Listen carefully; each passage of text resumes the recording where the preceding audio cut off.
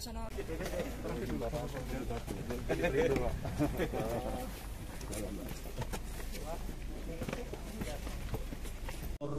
Barang dari satu negara ke negara lain yang menggunakan kapal, situasi COVID ini sangat fluktuatif. Akan tetapi yakinlah dengan usaha-usaha vaksinasi di semua negara ya Pak Kapolda, Pak Waka dan Bapak sekalian, mudah-mudahan COVID akan segera meredup dan mudah-mudahan aktivitas ekonomi antar negara bisa berjalan lagi dengan baik. Demikian, terima kasih. Direktur PT Bias Delta Pratama, Kapten Ahmad Jauhari. Pak, izin Pak, lihat sini Pak.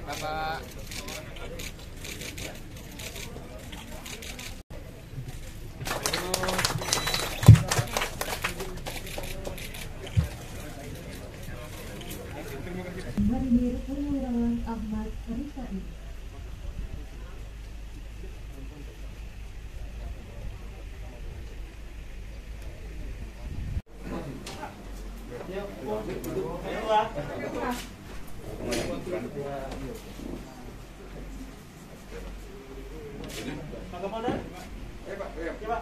Saya kok agak sempit guys. Kasih mohon Pak izin Bapak Ibu. Izin kembali lah. Izin lah. Kembali 1 2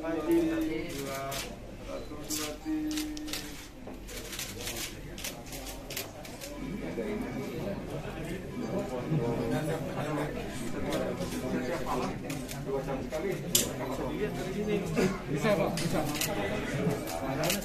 Coba langsung geser dulu Mas. Kalau ada ada apa-apa sekali Pak. Kami tidak akan digeser. Nanti kalau sahabat offline Ya digeser kiri kanan juga. Masih hubungan sama divisi kita yang ada. Mesti berani mulai ya. Kita.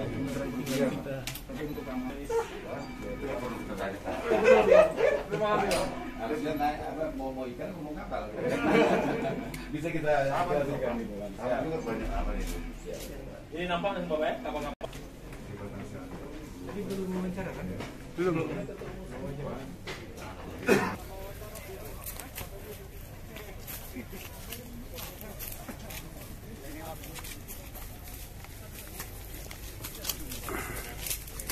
Oh gitu ya? Iya Pak.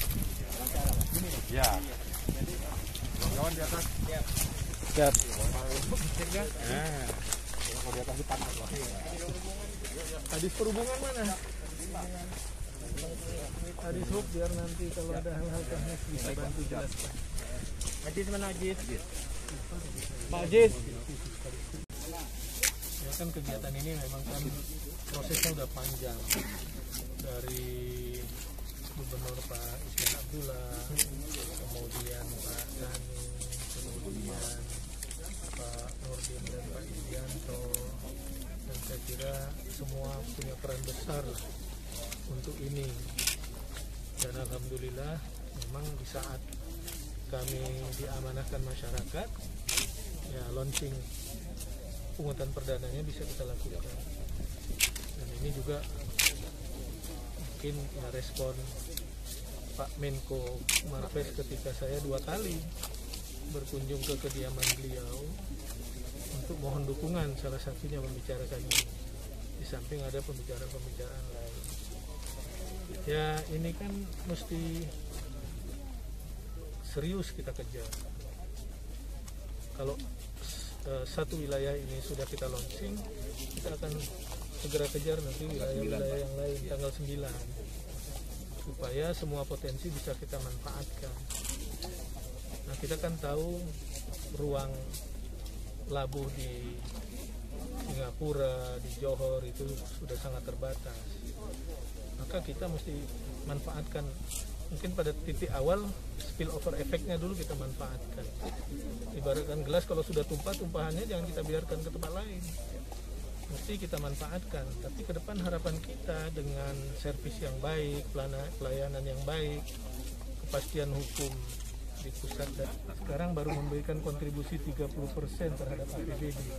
Artinya jumlah PAD kondisi sekarang kita ini baru 30%, 70% kita masih punya ketergantungan dengan pemerintah pusat, baik dana alokasi khusus, dana perimbangan, dan lain sebagainya.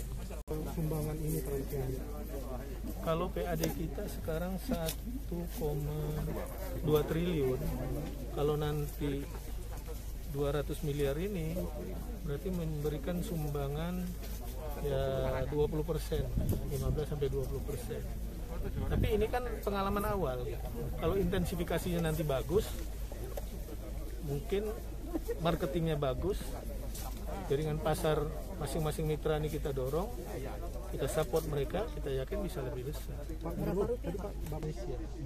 Tapi karena kita punya target juga 1-2 bulan ini, kemungkinan pariwisata kita dorong, mengundang kembali turis mancanegara datang ke tempat kita, tapi terblokir kawasan-kawasan tertentu dulu yang tidak bermasyarakat, makmur jalan dan jembatan, kemudian asisten deputi Menko Marves dan banyak instansi terkait. Pertama kemarin membahas secara teknis tinggi clearance jembatan saat pasang tertinggi. Kemudian saat itu saya memang sengaja hadir karena saya juga ingin memberikan referensi ekonomi dan sosial yang kuat ke pemerintah pusat bahwa jembatan ini harus segera dilaksanakan. Kemarin Ibu Direktur mengatakan 1-2 bulan ini KPBU-nya akan segera dilelang dan timeline mereka akhir tahun ini insya Allah itu akan dimulai. Maka saya memberikan jaminan kita akan memenuhi kewajiban kita di daerah. Amdalnya alhamdulillah tahun ini sudah dianggarkan. Maka saya sedang menyisir anggaran sekarang mana kegiatan-kegiatan yang saya kira kurang mendesak akan kita saving untuk segera nih kita masukkan perubahan, maka proses perubahan anggaran akan kita percepat ini.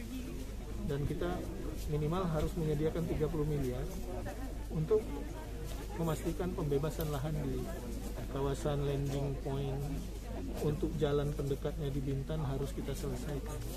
Dan insya Allah karena pembicaraan itu juga sudah dilakukan sebelumnya, hanya floating anggarannya saja yang belum. Nah, kemarin target waktunya ya, kalau startnya akhir tahun ini 2024 bisa selesai ke 3 tahun. Skemanya KPBU, jalan itu nanti jadi jalan tol, jembatan tol, ya dan jadi selain ikonik Kepri juga ya bisa menjadi generating faktor ekonomi kita.